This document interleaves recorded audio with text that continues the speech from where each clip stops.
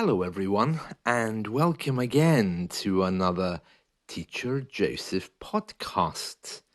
Today, we want to celebrate the joy of learning.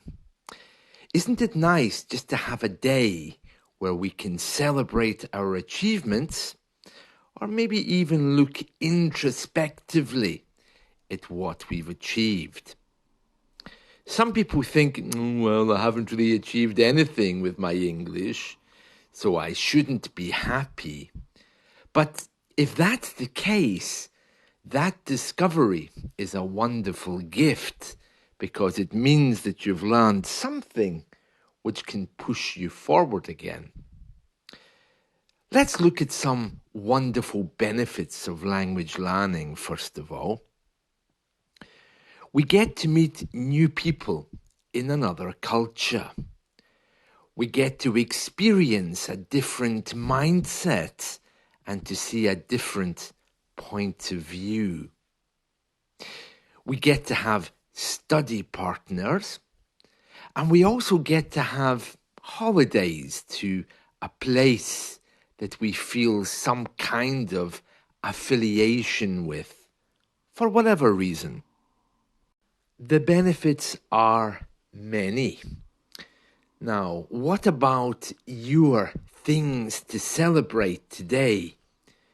Could it be the study of a new tense, a new language partner, or could it just be a general sense of gratitude that you've gotten this far with your language learning?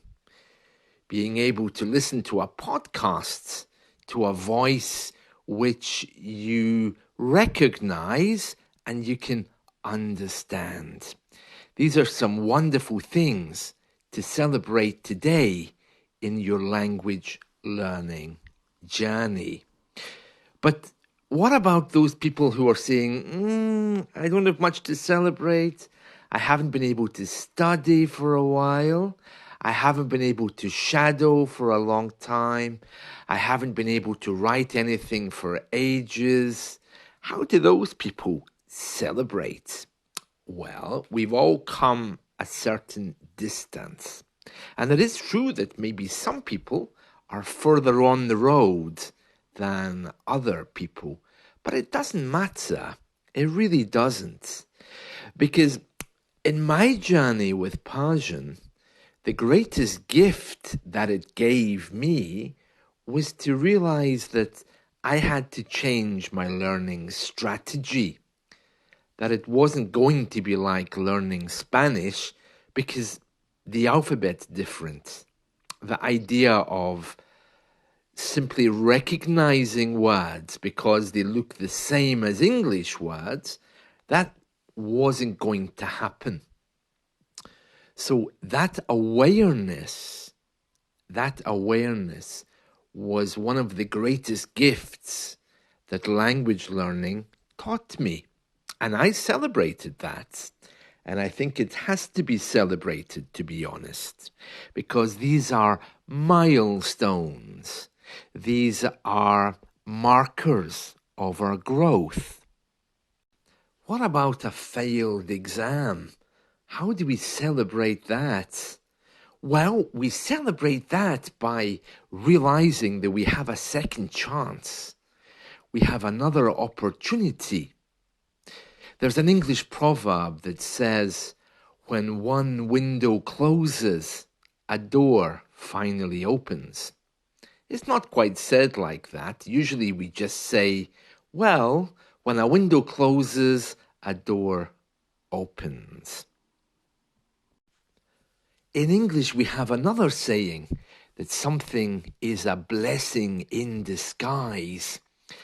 I don't know why we say that, a blessing in disguise. If I was a blessing, I'd want to run around naked to show everyone. Well, let's not think about that. Anyway, other things to think about to make this a day to celebrate. It's a day of new beginnings. You have another day to try again.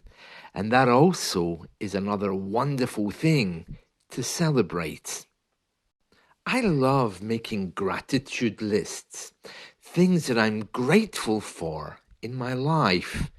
I make them a lot, but in some days, I don't really feel grateful for some things.